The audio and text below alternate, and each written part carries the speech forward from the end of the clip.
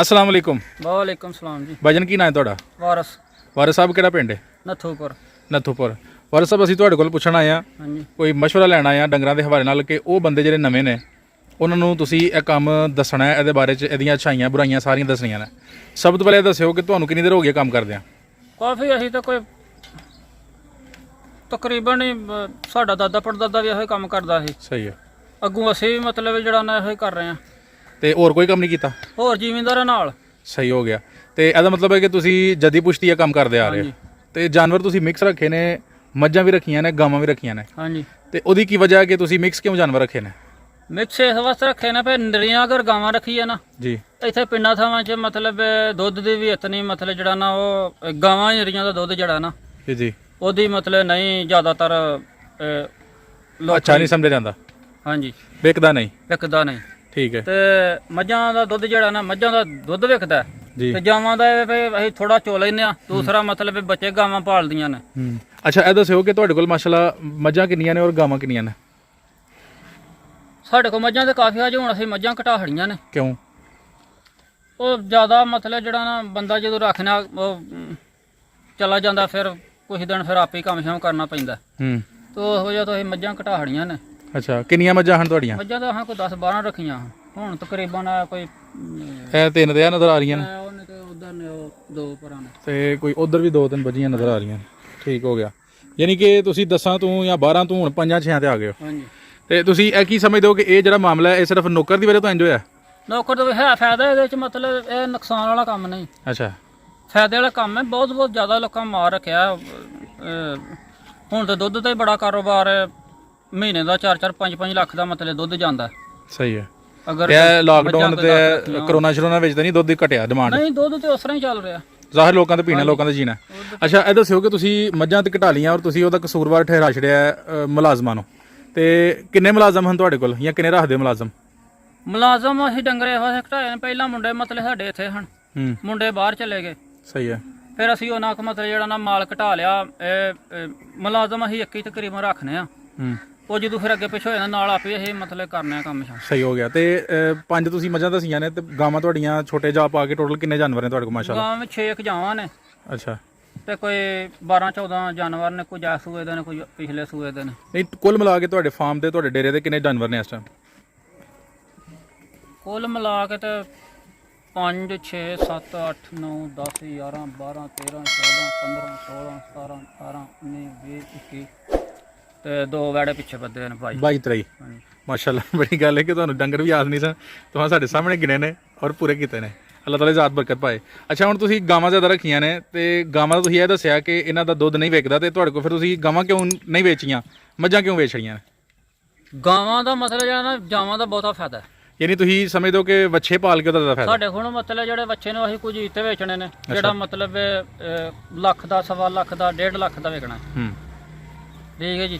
ਇਸੇ ਸ਼ੌਕ ਨਾਲ ਅਸੀਂ ਦੁੱਧ ਵੀ ਗਾਵਾਂ ਨੂੰ ਜ਼ਿਆਦਾ ਛੱਡਨੇ ਆ, ਉਹ ਛੇਤੀ ਜਵਾਨ ਹੋ ਜਾਂਦੇ ਨੇ। ਜੀ ਬਿਲਕੁਲ। ਨਹੀਂ ਮਾਸ਼ਾਅੱਲਾ, ਵੈਸੇ ਵੀ ਕੁਰਬਾਨੀ ਤੋਂ ਲਾਭ ਵੀ ਜਿਹੜਾ ਨਾ ਜਦੋਂ 5-6 ਮਹੀਨੇ ਦਾ ਜਾ ਹੋ ਜਾਂਦਾ ਉਹ 40-50 ਹਜ਼ਾਰ ਦਾ ਵੈਸੇ ਹੋ ਜਾਂਦਾ। ਬੜੀ ਤੁਸੀਂ ਸੋਹਣੀ ਗੱਲ ਕੀਤੀ ਔਰ ਬੜੀ ਸਮਝਦਾਰਾਨਾ ਗੱਲ ਕੀਤੀ, ਨਿਚੋੜ ਕੱਢਿਆ। ਉਹਨੇ ਦੱਸੋ ਕਿ ਨਵਾਂ ਬੰਦਾ ਇੱਕ, ਬਿਲਫਰਜ਼ ਮੈਂ ਹੀ ਆ, ਮੈਂ ਕੋਈ ਕੰਮ ਨਹੀਂ ਕਰਦਾ, ਵਿਹਲਾ ਵਾਂ, ਤੁਸੀਂ ਮੈਨੂੰ ਕੀ ਕਹਿਣਾ ਚਾਹੋਗੇ ਕਿ ਯਾਰ ਬੱਚਿਆਂ ਦਾ ਕੰਮ ਕਰ ਲੈ ਜਾਂ ਗਾਵਾਂ ਦਾ ਕਰ ਲੈ ਜਾਂ ਮੱਝਾਂ ਦਾ ਕਰ ਲੈ, ਇਹਨਾਂ ਤਿੰਨਾਂ ਵਿੱਚੋਂ ਕਿਹਦਾ ਕਹੋਗੇ? ਕਾਰੋਬਾਰ ਮੱਝਾਂ ਦਾ ਵੀ ਬਹੁਤ ਅੱਛਾ ਹੈ। ਬਿਲਕੁਲ ਸਹੀ ਹੋ ਗਿਆ।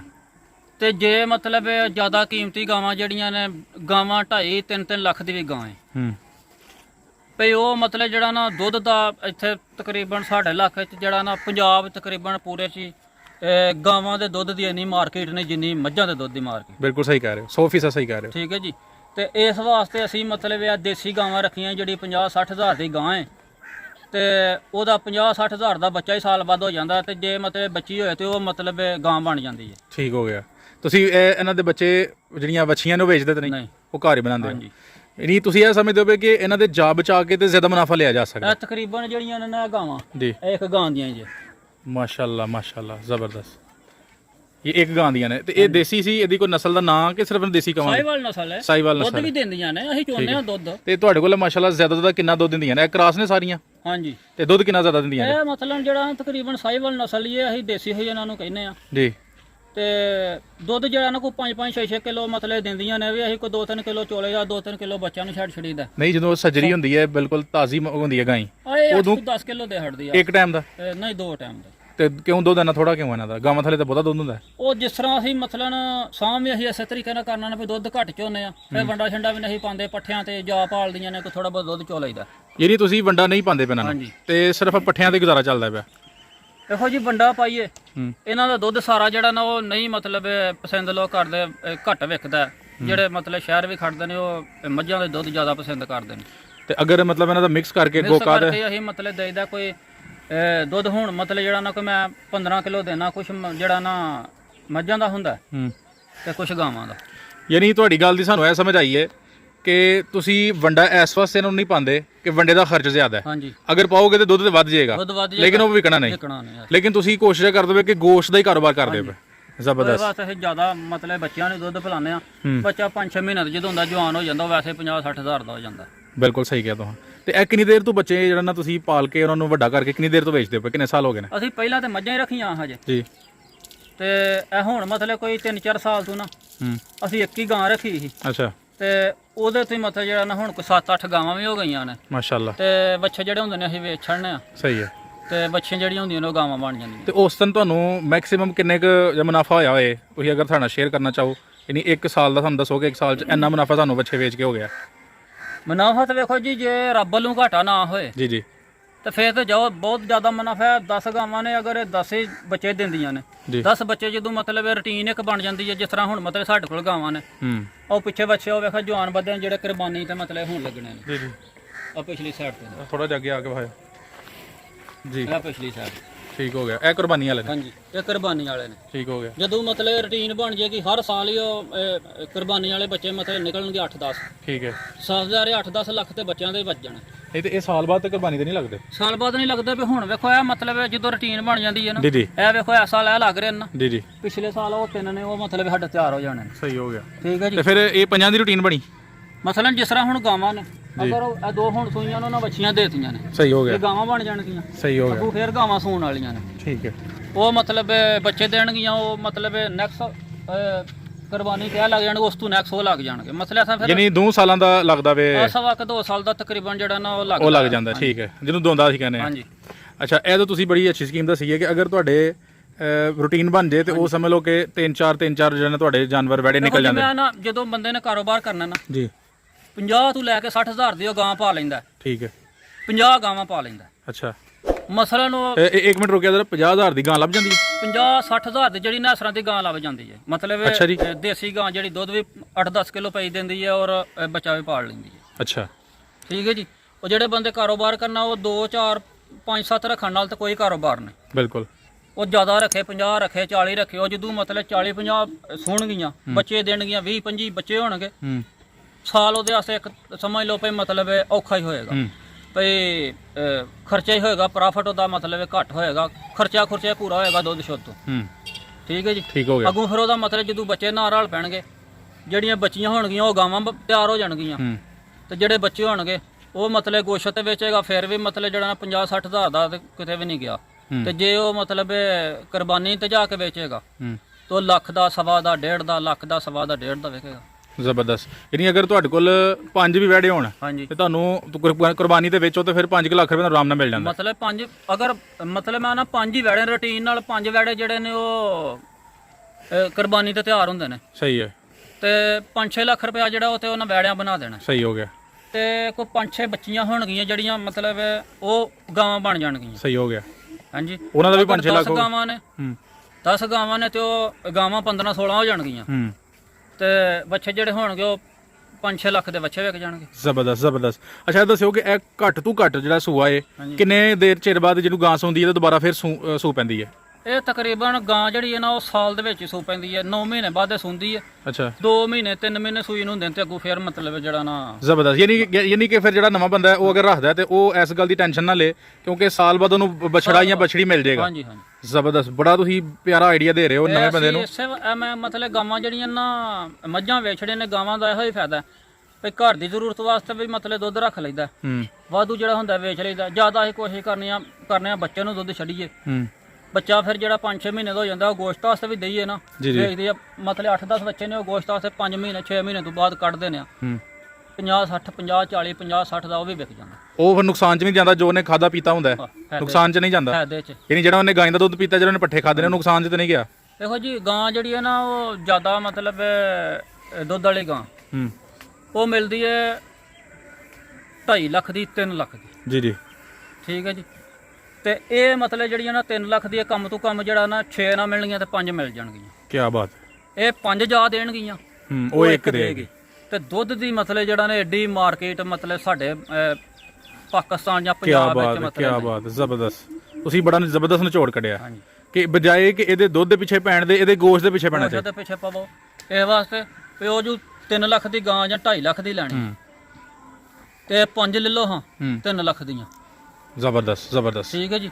ਤੇ ਉਹ 5 ਜਦੋਂ ਸਾਂਭੋਗੇ ਉਹ ਇੱਕ ਨਾਲੋਂ ਦੁੱਧ ਵੀ ਜ਼ਿਆਦਾ ਹਾਂਜੀ, ਤੇ ਬੱਚੇ ਵੀ 5। ਨਾਲੇ ਮੈਂ ਤੁਹਾਡੀ ਗੱਲ 'ਚ ਇਜ਼ਾਫਾ ਕਰਾਂਗਾ, ਜਿਹੜੀ ਵਲੈਤੀ ਗਾਂ ਹੈ ਨਾ, ਉਹਦਾ ਡਾਕਟਰ ਕਹਿੰਦੇ ਨੇ ਕਿ ਉਹਦਾ ਦੁੱਧ ਐਡਾ ਅੱਛਾ ਨਹੀਂ।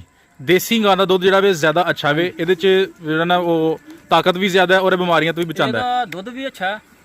ਦੂਸਰਾ ਜਿਹੜਾ ਨਾ ਬੱਚਾ ਇਹਦਾ ਜੀ ਉਹ ਵੀ ਜ਼ਿਆਦਾ ਪੈਸਿਆਂ ਦਾ ਵਿਕਦਾ, ਮਤਲਬ ਉਹ ਗੋਸ਼ਤ ਵੀ ਵੇਚੀਏ ਨਾ ਜੀ ਕੁਰਬਾਨੀ ਤੇ ਉਹ ਜਿਹੜਾ ਨਾ ਵਲੈਤੀ ਗਾਂ ਦਾ ਬੱਚਾ ਉਹ ਲੈਂਦਾ ਹੀ ਕੋਈ ਨਹੀਂ। ਸਹੀ ਹੋ ਗਿਆ। ਠੀਕ ਹੈ ਜੀ। ਯਾਨੀ ਕੁਰਬਾਨੀ ਤੇ ਜ਼ਿਆਦਾ ਦੇਸੀ ਲੱਗਦੇ ਨੇ। ਦੇਸੀ ਲੱਗਦੇ ਨੇ। ਅੱਛਾ, ਹੁਣ ਇੱਕ ਇਹ ਗੱਲ ਦੱਸਿਓ ਕਿ ਜਿਹੜੇ ਲੋਕ ਵੱਛੇ ਪਾਲਦੇ ਨੇ, ਜਿਹਨਾਂ ਫਾਰਮ ਬਣਾਏ ਹੁੰਦੇ ਨੇ, ਉਹ ਤੇ ਫੀਡ ਵੀ ਪਾਉਂਦੇ ਨੇ, ਉਹ ਤੇ ਬੜਾ ਕੁਝ ਉਹਨਾਂ ਨਾਲ ਕਰਦੇ ਨੇ। ਤੁਸੀਂ ਇੱਕ ਤੇ ਸਾਨੂੰ ਬੜੀ ਪਿਆਰੀ ਗੱਲ ਦੱਸੀ ਹੈ ਕਿ ਇਹਨਾਂ ਦਾ ਦੁੱਧ ਤੁਸੀਂ ਪਿਲਾਉਂਦੇ, ਕਿਉਂਕਿ ਗਾਈਆਂ ਦਾ ਦੁੱਧ ਨਹੀਂ ਆਣਾ ਵਿਕਦਾ। ਤੁਸੀਂ 2 ਥਾਣਾ ਰੱਖ ਰਹੇ ਨੇ ਹੁਣ ਵੱਛੇ ਵਾਸਤੇ। ਇਸ ਤੋਂ ਇਲਾਵਾ ਵੱਛੇ ਦੀ ਕੀ ਖਿਦਮਤ ਕਰਦੇ ਹੋ ਕਿ ਜਿਹੜੀ ਉਹਦੀ ਸਿਹਤਮੰਦ ਹੋਏ, ਉਹਦਾ ਗੋਸ਼ਤ ਵਧੇ? ਸਿਹਤਮੰਦ ਪੱਠੇ ਸਹੀ ਪੈਣ ਅੱਛਾ। ਤੇ ਮਤਲਬ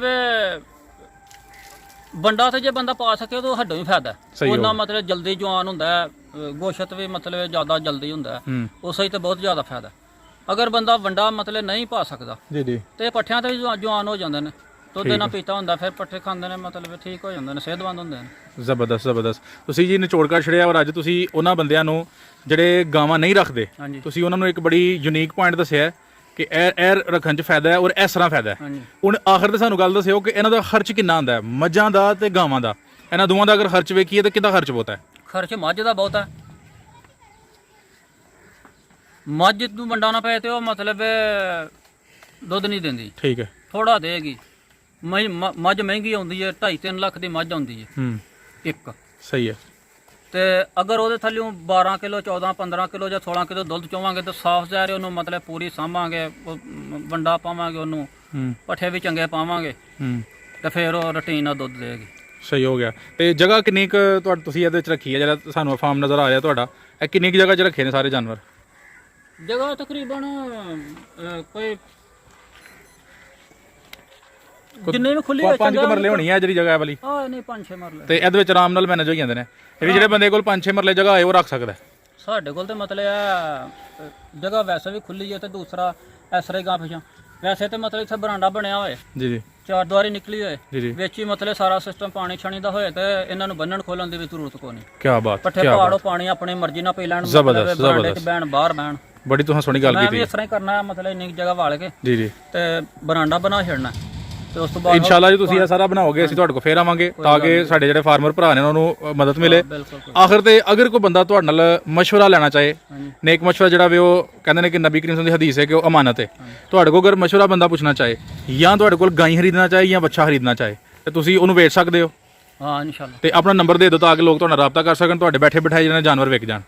ਨੰਬਰ ਬੋਲਿਓ। ਨੰਬਰ 0347 0347 5511 5511 510 510। ਬਹੁਤ ਸ਼ੁਕਰੀਆ ਜੀ, ਤੁਸੀਂ ਬੜੀ ਮੁਫੀਦ ਗੱਲਬਾਤ ਕੀਤੀ ਹੈ ਜੀ। ਅਸਲਾਮ ਅਲੈਕੁਮ।